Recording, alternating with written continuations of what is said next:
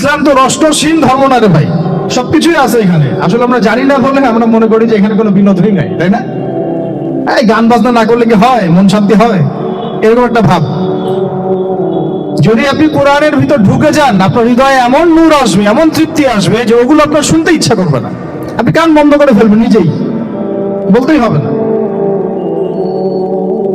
এখন কিছু নতুন ইসলামিস্ট আসছে, তারা এগুলোকে ইসলামের অন্তর্ভুক্ত বলে মনে করার দাবি করতেছে, যে এগুলো তো নিষেধ নাই, এগুলো তো নিষেধ করা হয় নাই।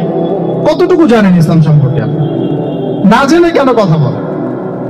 নবী সাল্লাল্লাহু আলাইহি ওয়াসাল্লাম রাস্তা দিয়ে হাঁটছেন, ওই সময় তো অনেক পূজা অর্চনা ইত্যাদি হতো মক্কায়, তো এখানে ঢাক ঢোলের শব্দ আসছে। নবী সাল্লাল্লাহু আলাইহি ওয়াসাল্লাম নিজে 2 আঙ্গুল কানের মধ্যে ঢুকিয়ে দিলেন, দিয়ে পাশে একজন সাহাবী তাকে জিজ্ঞাসা করছেন, হাঁটতে হাঁটতে হাঁটতে হাঁটতে, তুমি কি এখন আওয়াজ শুনতে পাচ্ছ? সাহাবী বলেন, না ইয়া রাসূলুল্লাহ, এখন আওয়াজ শুনতে পাচ্ছি না। তখন তিনি হাত কান বের করলেন। এটা নবীর সুন্নাত। আর আমরা নবীর সুন্নাতকে উল্টাই দিছি কিভাবে দেখেন, আমাদের কানেই এখন ইয়ারফোন। উনি যেটা শুনে কান বন্ধ করতেন, ওইটা আমরা কানে ঢুকায় রাখছি একেবারে। আল্লাহ আমাদেরকে বোঝার তৌফিক দান করেন। দেখেন, আমরা তো সবাই পাপী। আমার মনে হয় না আমরা কেউ নবী সাল্লাল্লাহু আলাইহি ওয়াসাল্লামের সুপারিশ ছাড়া পার পাবো, এমনটা মনে হয় না আমাদের। সবাই পাপী, আপনি আমি, আমরা সবাই। তো সেই যে নবীর সুপারিশ আমরা প্রত্যাশা করছি, সেই নবীর সুন্নতকে যদি এইভাবে অবজ্ঞা করতে থাকি, তাহলে কি সুপারিশ পাবো ভাই? কি মনে হয় আপনাদের? অ্যাটলিস্ট সুন্নতকে তো সম্মান করতে হবে নাকি? আল্লাহ বোঝার তৌফিক দান করেন। আমি তাহলে যেটা বলছিলাম যে আল্লাহ পাকের বিধান অনুযায়ী বিচার ফয়সালা করতে হবে, এটা খলিফার কাজ। ন্যায় বিচার করতে হবে মানুষের মাঝখানে, এবং নিজের প্রবৃত্তির অনুসরণ করা যাবে না, তাহলে আল্লাহর পথ থেকে দূরে সরাই দেবে। এখানেই বললাম, শাদীদ বুঝতে গেলে আপনাকে কোন সূরা পড়তে হবে? সূরা হাদীদ। আকাশের তারার কথা কেন বললাম? যে আকাশের তারাগুলো যদি মেলাতে পারেন, দেখবেন বিভিন্ন শেপ তৈরি হয়। প্রত্যেকটা তারার অবস্থানের গাণিতিক একটা ব্যাখ্যা আছে। যারা অ্যাস্ট্রোনমি নিয়ে পড়াশোনা করেন তারা জানেন, এগুলো সবাই জানবেন না। প্রত্যেকটা তারাকে আল্লাহ পাক এত সূক্ষ্মভাবে স্থাপন করেছেন যে যদি একটু সামান্য একটু ডানে বামে এগুলো সরে যায়, মহাবিশ্বের এই স্থিতিশীলতা নষ্ট হয়ে যাবে। এবং এটার কসমও আল্লাহ পাক কোরআনে করেছেন সূরা ওয়াকিয়ার মধ্যে। কোন সূরা? সূরা ওয়াকিয়াতে আল্লাহ পাক বলেছেন, ফালা উকসিমু বিমাওয়াকিইন নুজুম। আমি তারার অবস্থান স্থলের স্থিতির কসম করে বলছি। আল্লাহ পাক এর কসম করেছেন। কত গুরুত্বপূর্ণ জিনিস, ঠিক আছে? তো পরেরগুলো বললাম না। সূরা হাদীদ কেন পড়বেন? সূরা হাদীদ আল্লাহ পাক বলেছেন যে ওয়ানজালনাল হাদীদা ফীহি বাসুন শাদীদ। এই যে শাদীদ বুঝাতে গিয়ে হাদীদে আসছে। আল্লাহ পাক বলছেন যে আমি আল্লাহ পৃথিবীতে আসমান থেকে লোহা নাজিল করেছি। অবাক করার বিষয় না? লোহার খনি খুঁজতেছেন আপনারা মাটির নিচে, তাই না? আল্লাহ পাক বলছেন আমি লোহা নাজিল করেছি। আনজালনা, ঠিক যেমন ইন্না আনজালনাহু ফি লাইলাতুল কদর, আমি লাইলাতুল কদরে কোরআন নাজিল করেছি, আসমান থেকে নাজিল হয়েছে, তাই না? এরকমই ওয়ানজালনাল হাদীদা, আমি হাদীদ লোহা নাজিল করেছি। ফীহি বাসুন শাদীদ, যে লোহার মধ্যে আছে কঠিন শক্তি। শক্তি আছে না? আয়রন যে অণু পরমাণুগুলো, এগুলোর শক্তি সবচেয়ে বেশি না? কেমিস্ট্রিতে আপনারা পড়েছেন। তাহলে এখন আল্লাহ পাক বলছেন কিয়ামতের দিন তাদের জন্য আযাবুন শাদীদ, যারা আল্লাহ পাকের খলিফার দায়িত্ব পালন করবে না, যারা খলিফার দায়িত্ব পেয়েও ন্যায় বিচার করবে না, ইনসাফ করবে না, প্রবৃত্তির অনুসরণ করবে, ঠিক আছে, আল্লাহর পথ থেকে বিচ্যুত হয়ে যাবে, তাদের জন্য কিয়ামতের মাঠে এই শাস্তি আছে। তাহলে আমরা কি খলিফা শব্দ বুঝতে পারলাম? আমাদের পিতা যে খলিফা, এটা কি বুঝতে পারলাম? তাহলে এখন বলেন তো, প্রত্যেক নবী কি আল্লাহর খলিফা ছিলেন না? ছিলেন কিনা? প্রত্যেক নবী কি আল্লাহর বিধান দিয়ে বিচার ফয়সালা করেন নাই? মানুষের মাঝখানে ইনসাফ করেন নাই? ন্যায় বিচার প্রতিষ্ঠা করেন নাই? এরপরে সাহাবায়ে কেরামের যুগে তারা কি ন্যায় বিচার প্রতিষ্ঠা করেন নাই? তাহলে হঠাৎ করে কি হলো বিশ্ববাসীর মধ্যে যে একেবারে কোরআন হাদিস এই মৌলিক বিষয়গুলো, এগুলো সব পাশ কাটিয়ে আমরা মানব রচিত বিধানগুলোর দিকে চলে গেলাম? রহস্যজনক না বিষয়টা? এটা হচ্ছে দাজ্জালীয় একটা শাসন আসতেছে সামনে। দাজ্জাল নিজেকে খোদা বলে দাবি করবে, সে সমস্ত মানব জাতিকে বুঝাবে যে সেই খোদা, নাউযুবিল্লাহ। সে অনেক ভেলকি দেখাবে, মানুষকে তার দিকে টেনে নিয়ে আসবে। এমনকি সে এক হাতে জান্নাত এক হাতে জাহান্নাম নিয়ে ঘুরবে। নবীজি বলেছেন, যে তার জান্নাতে প্রবেশ করবে ওটাই তার জাহান্নাম, আর যে তার জাহান্নামে প্রবেশ করবে সেটাই হচ্ছে জান্নাত। তাহলে পুরো বিশ্ববাসীকে আল্লাহ থেকে দূরে সরিয়ে একটা গডলেস ওয়ার্ল্ডে রূপান্তরিত করার একটা তৎপরতা চলছে, লক্ষ্য করতেছেন না? এটা মূলত আপকামিং যে দাজ্জালীয় সভ্যতার ভবিষ্যৎবাণী নবীজি করেছেন, এই দিকেই ওয়ার্ল্ড যাচ্ছে আস্তে আস্তে আস্তে আস্তে ওই দিকে যাচ্ছে। তবে নবীজি এটাও বলেছেন সাল্লাল্লাহু আলাইহি ওয়াসাল্লাম যে আমার উম্মতের মধ্যে একটা তাইফা, একটা দল, কিছু মানুষ সবসময় হকের উপর অটল থাকবে ইনশাআল্লাহ, কিন্তু তাদের সংখ্যা হবে খুব কম। এখন আমাকে আপনারাই বলেন যে ওই হকের উপর অটল থাকতে হলে আমার সেই জ্ঞান লাগবে কি লাগবে না? বলেন। যেই জ্ঞান আমাদের পিতাকে শেখানো হয়েছে, দেখবেন প্রত্যেকটা মানুষের মধ্যে কিছু প্রতিভা আছে, সৃজনশীলতা আছে, আছে না?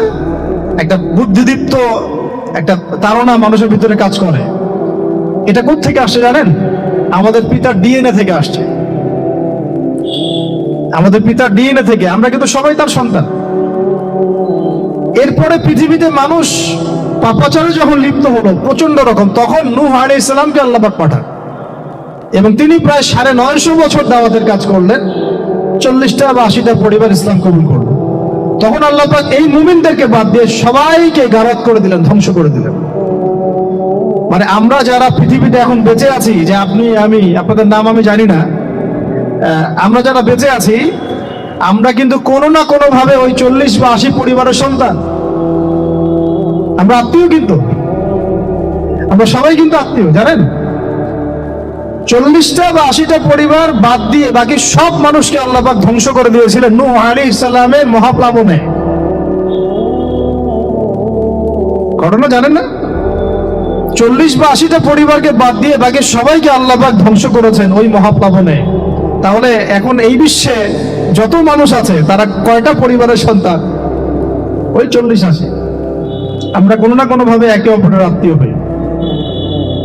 মুসলিম অমুসলিম সবাই, মুসলিম অমুসলিম সবাই। আমরা যে অসাম্প্রদায়িকতার কথা বলি না, এই শব্দটাকে ভালো অর্থে নেওয়া যায়। কি অর্থে? অন্যান্য ধর্মাবলম্বী মানুষ যারা, তারা তাদের ধর্ম স্বাধীনভাবে পালন করবে, কোনো সমস্যা নেই। আমরা তাদের এই কাজে বাধা দিতে যাব না।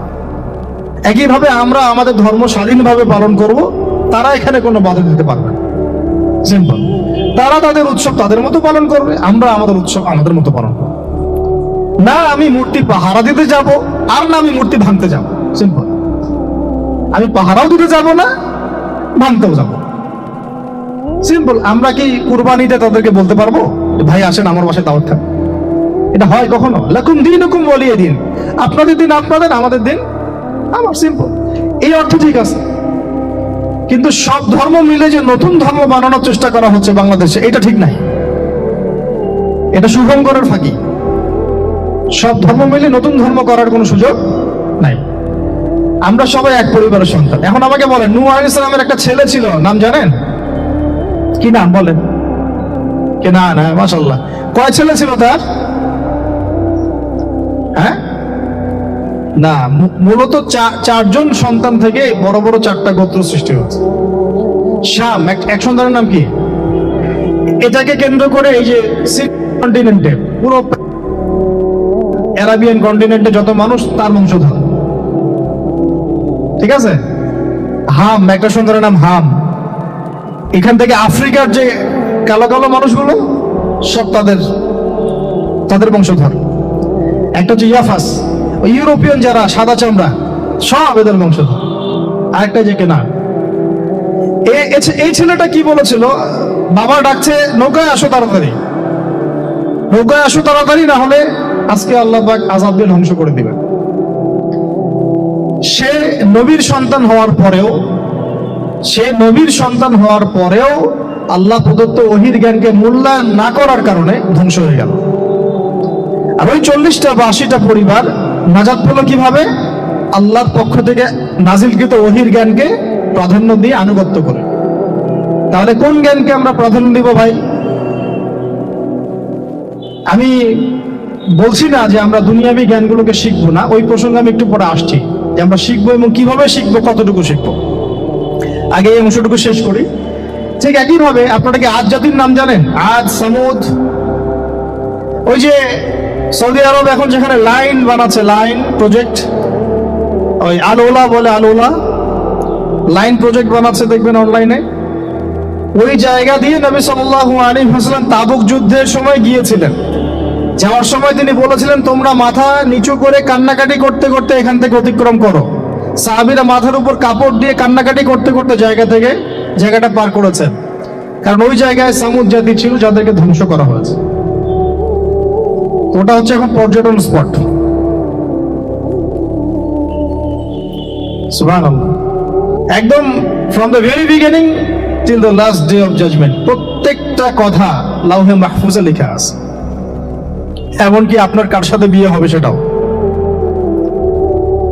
কয়টা বাচ্চা কাচ্চা হবে সেটাও। তাই এত অস্থির হওয়ার দরকার নাই, রিজিকে যা আছে আসবে ইনশাআল্লাহ। লেখা যদি হয়ে থাকে আসবে না? আসবে ইনশাআল্লাহ, সবর। তো এই জন্য মুমিনদেরকে বলা হয়েছে তোমরা কখনো হতাশ হবে না, কারণ তাকদীর লেখা হয়ে গেছে, হতাশ হওয়ার কোনো কারণ নাই। একটা প্রবণতা আমরা সমাজে দেখছি, ইয়াং জেনারেশনকে আমরা নসিহত করবো যে ভুলেও নিজের জীবনকে বিসর্জন দিতে যাবেন না। আল্লাহ রাব্বুল আলামিন আপনাদেরকে সৃষ্টি করেছেন তার ইবাদত করার জন্য এবং তার জমিনে তার দিনটাকে প্রতিষ্ঠা করার জন্য। হেলায় খেলায় আপনার জীবনটা নষ্ট করবেন না, ঠিক আছে ভাই? আল্লাহ বোঝার তৌফিক দান করেন। তো কলম সৃষ্টি করার পরে কিয়ামত পর্যন্ত সব লেখা হয়ে গেছে। এখন আমাদের এই পৃথিবীতে তো মানুষ ছিল না, ছিল? এদিকে মনোযোগ দেন।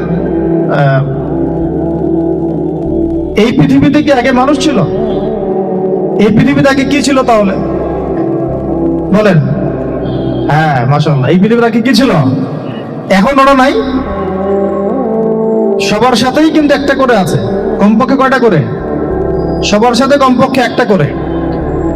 আর কোন কোন জায়গা আছে যেখানে জিনের বড় বড় আখড়া আছে। পৃথিবীতে যে জায়গাগুলো থেকে ইসলাম বিরোধী অপতৎপরতাগুলো চলে, ওখানে জিনের আখড়া বেশি। কথা বুঝতে পারছেন? তো জিন জাতিকে আল্লাহ পাক ধ্বংস করে দিয়েছেন তাদের পাপের কারণে, আল্লাহ দ্রোহিতার কারণে, অবাধ্যতার কারণে। এখন আল্লাহ রাব্বুল আলামিন ইরাদা করলেন পৃথিবীতে আমাদেরকে সৃষ্টি করবেন, মানে মানুষকে সৃষ্টি করবেন। আল্লাহ পাক তার সমস্ত ফেরেশতাদেরকে একত্রিত করলেন। ঘটনাটা কিন্তু খুব ইন্টারেস্টিং। আমি জানি এখানে ওলামায়ে কেরামও আছেন, তবে আমি সবার জন্য প্রযোজ্য হয় এমন কথা বলারই চেষ্টা করছি, কারণ অনেকে হয়তো এগুলো নাও জানতে পারে।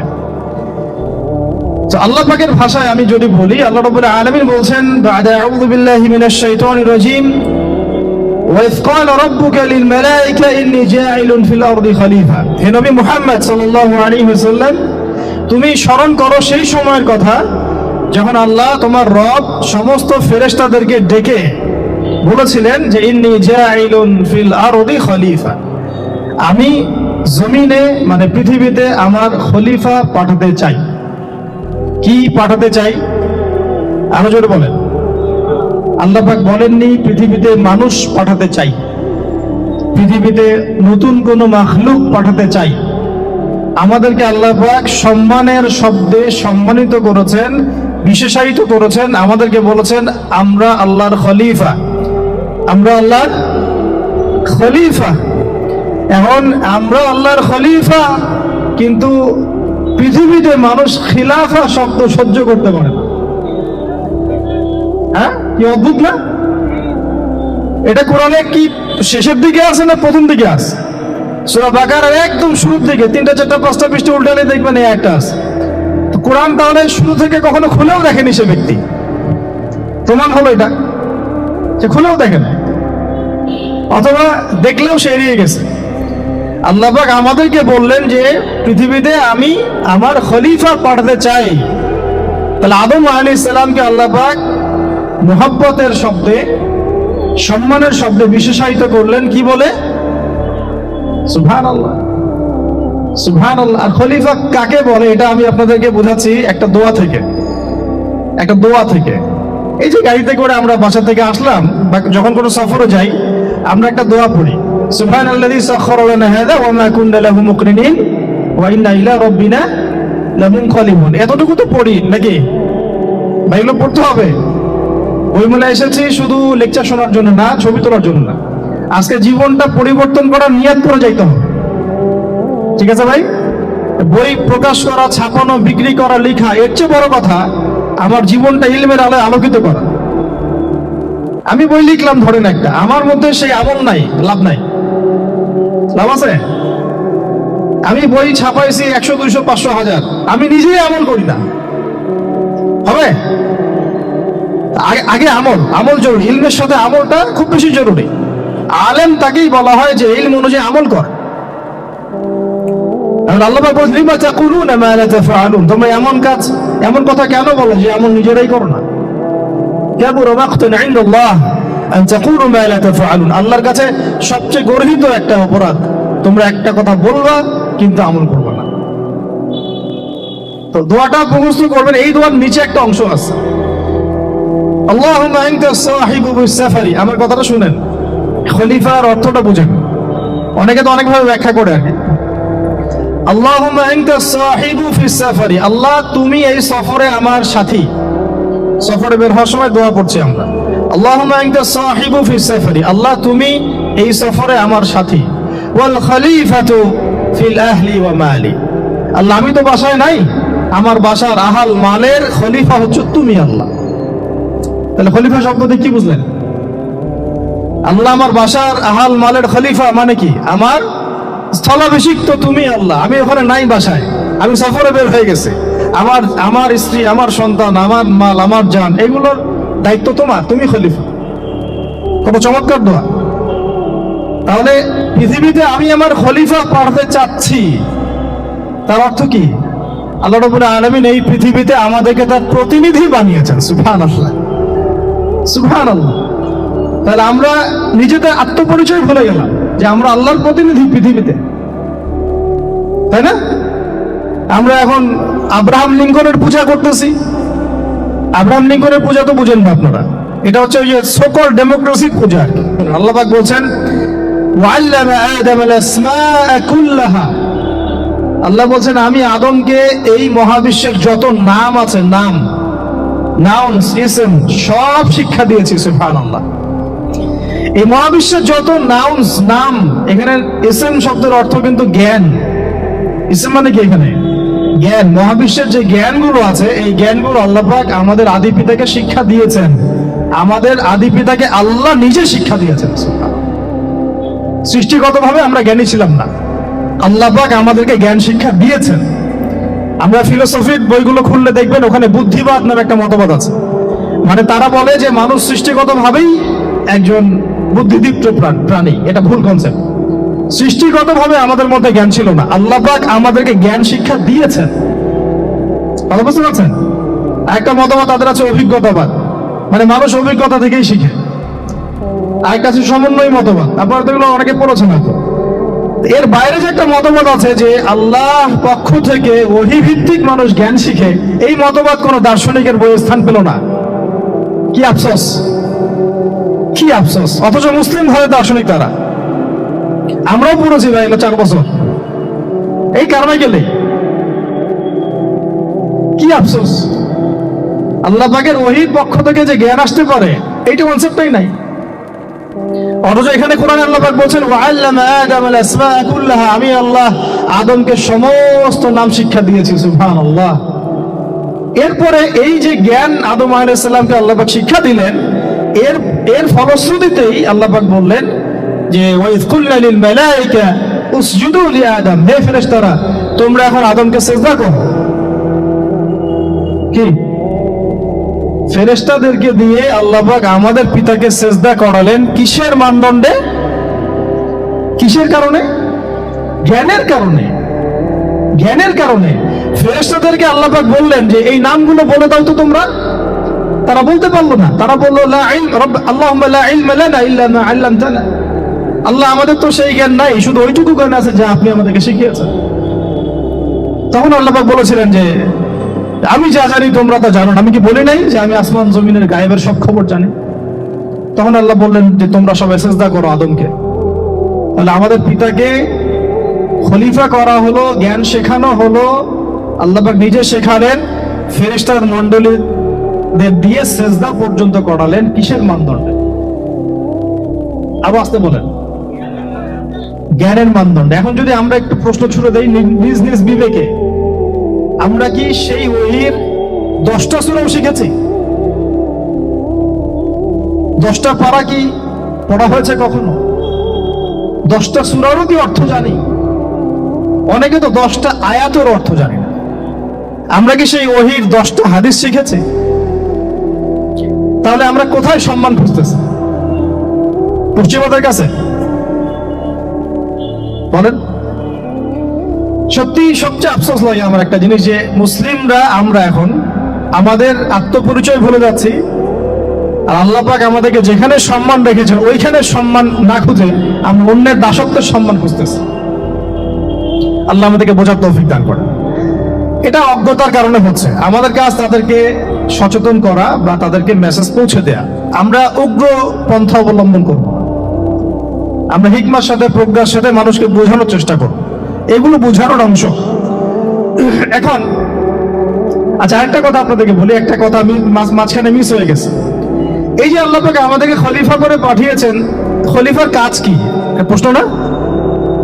আমাদের কাজ কি তাহলে? এই কাজটা আল্লাহ পাক আবার ব্যাখ্যা করেছেন সূরা সাদের মধ্যে। কোন সূরায়? সূরা সাদ। সাদ নামে একটা সূরা আছে, সূরা ইয়াসিনের আগে পড়ে পাবেন। তো এখানে আল্লাহ পাক আরো একজন নবীকে তার খলিফা বলেছেন, সেই নবীর নাম দাউদ আলাইহিস সালাম। কি নাম?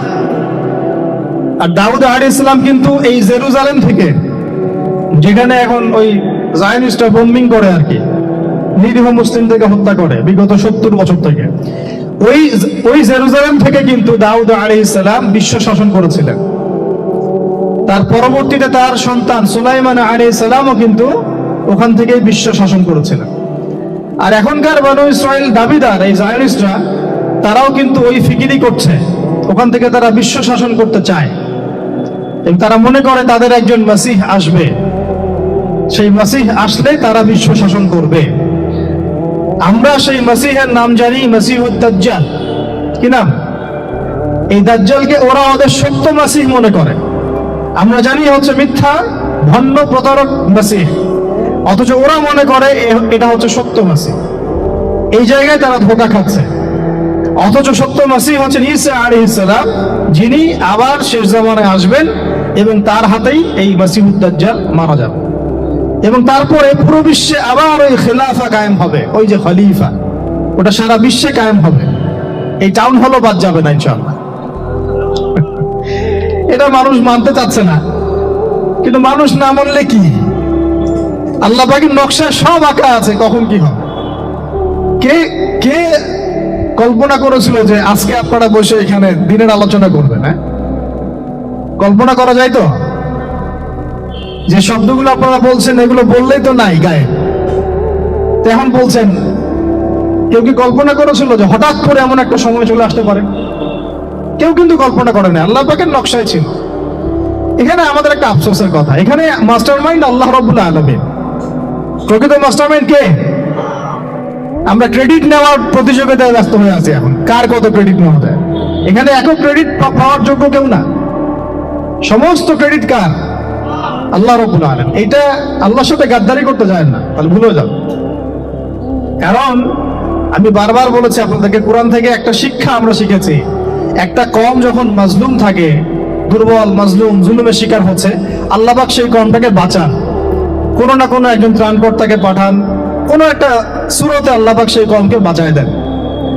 আবার যদি এই নিয়ামতটা পাওয়ার পরে ওই কওম আবার এই জুলুম শুরু করে, আবার আল্লাহ দ্রোহিতা শুরু করে, আল্লাহ পাক তার চেয়ে বড় জালেম চাপাই দিবে। কথা বুঝতে পারছেন? আল্লাহর সাথে গাদ্দারি করতে চাই না, আল্লাহ পাক আমাদেরকে বোঝার তৌফিক দান করেন। খলিফার কাজটা কোথায় পাবেন, কোন সূরায় ভাই বলেন? সূরা সাদে আল্লাহ পাক দাউদ আলাইহিস সালামকে খলিফা সম্বোধন করে বলছেন, ইয়া দাউদ, কি চমৎকার আহ্বান, ইয়া দাউদ, হে দাউদ, ইন্না জাআলনাকা খলিফাতান ফিল আরদ, দেখো আমি আল্লাহ তোমাকে পৃথিবীতে খলিফা করেছি। কি করেছি? খলিফা করেছে। তোমার কাজ কি শোনো, ফাহকুম বাইনান নাস বিল হক, বোঝার চেষ্টা করেন একজন খলিফার কাজ কি। খলিফা মানে আল্লাহর প্রতিনিধি, জমিনে যে দায়িত্বশীল, অন্য মানুষের উপরে যে দায়িত্বশীল, তার কাজ ফাহকুম বাইনান নাস বিল হক, মানুষের মাঝে ন্যায় বিচার প্রতিষ্ঠা করবে, এটা তোমার কাজ। তাহলে এখন যারা আমরা এই জায়গায় আছি বা ভবিষ্যতে আসব, আরো কাল আগাতে থাকবে, সময় আগাতে থাকবে, নতুন নতুন নেতৃত্ব আসবে, সবার ফাংশন একটাই, ফাহকুম বাইনান নাস বিল হক, আমাদের কাজ হবে মানুষের মাঝখানে কি করা, ন্যায় বিচার, বিচার ফয়সালার ক্ষেত্রে ইনসাফ করা, ন্যায় বিচার করা।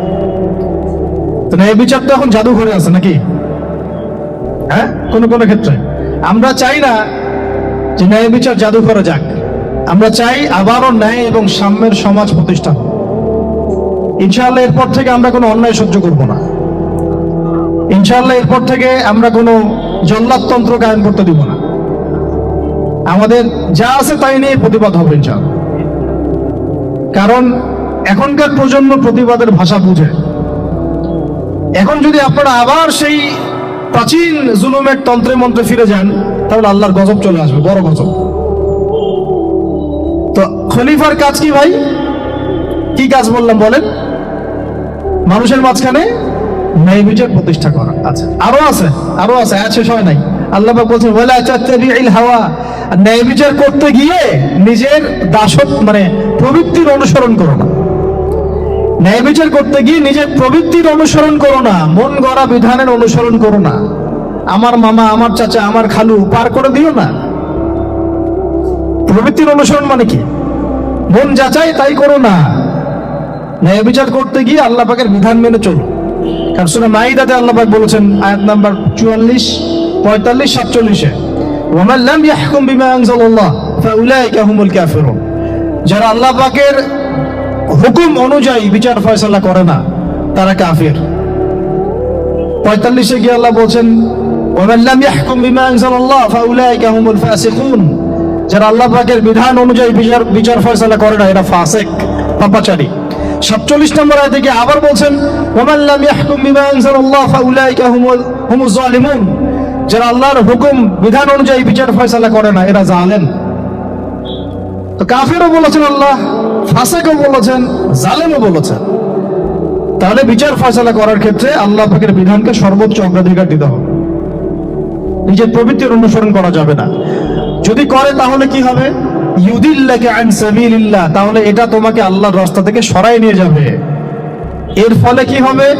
জেনে রাখো, ইন্নাল্লাযীনা ইউদিল্লুনা আন সাবিলিল্লাহ লাহুম আযাবুন শাদীদ বিমা নাসু ইয়াউমাল হিসাব। এটা পড়ে দেয়, নিশ্চয়ই যারা আল্লাহ পাকের সরল পথ থেকে বিচ্যুত হয়ে গেছে, তাদের জন্য কাল কিয়ামতের মাঠে আছে আযাবুন শাদীদ। আযাবুন শাদীদ মানে কঠিন কঠিন যন্ত্রণাদায়ক শাস্তি, এই কারণে যে তারা কিয়ামতের দিনটাকে ভুলে গিয়েছে। শাদীদ এর অর্থটা কি, এটা বোঝার জন্য আপনাকে সূরা হাদীদ পড়তে হবে। কোন সূরা? আসলে কোরআনের আয়াতগুলো হচ্ছে আকাশের তারার মতো। তারা দেখবেন আকাশের, তারা দেখাও সুন্নত।